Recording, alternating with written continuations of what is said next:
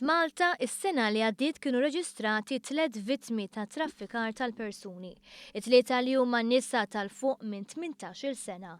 Każ minnhom kien relatat m'esploitazzjoni sesswali, ieħor ma' traffikar għal skopijiet ta' sfruttament fuq il-post tax-xogħol u ieħor li kien jinvolvi iż-żewġ reati. B'rabta ma' dawn il-Pulizija investigat 4 persuni, b'3 minnhom tresqu l-qorti. Din hija figura ferm iktar baxxa minn dawk reġistrati fl-2014 u l-2013 meta kienu reġistrati 20 u 11 każ rispettivament. Fl-2014 5 mill-vittmi kienu irġiel filwaqt li 15 kienu nisa, waħda minnhom kienet tifla ta' taħt 18-il sena.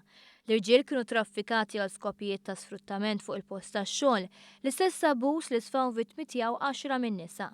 Is-7 l-oħra kienu vittmi ta' kummerċ sesswali.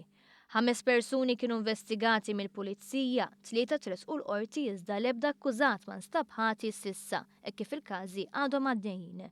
Ġeneralment, il-vittmi ta' traffikar ta' persuni ikunu ngannati jidħlu f'ċertu xogħol u jkollhom il-moviment ristrett, ġieli anke billi joħdulhom il-passaport.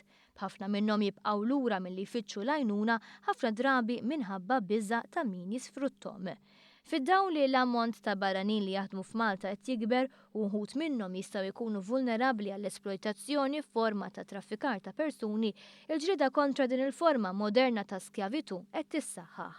Fost oħrajn permezz ta' pjantazzjoni nazzjonali approvata mill-Grupp Internazzjonali ta' Esperti fuq Azzjoni kontra Traffikar tal-Persuni. Joyce D'Amato, Policy Manager fil-Ministeru tas-Sigurtà Nazzjonali, fissret kif din l-istrateġija tinkludi miżuri ta' protezzjoni għal vittmi, taħriġ lid-diplomatiċi u konsli u persuni involuti fil-qasam tax-xogħol. Skont kif kien qed jiġri wkoll fil-pajjiżi Ewropej u kif ukoll mill-esperjenza li konna qed naraw għaddejja u Malta ta' nies barranin jiġu jaħdmu hawn Malta, allura l-istrateġija hija immirata biex persuni u professjonisti li jaħdmu f'dan il-qasam ikunu imħarġa f'dan ir-rigward.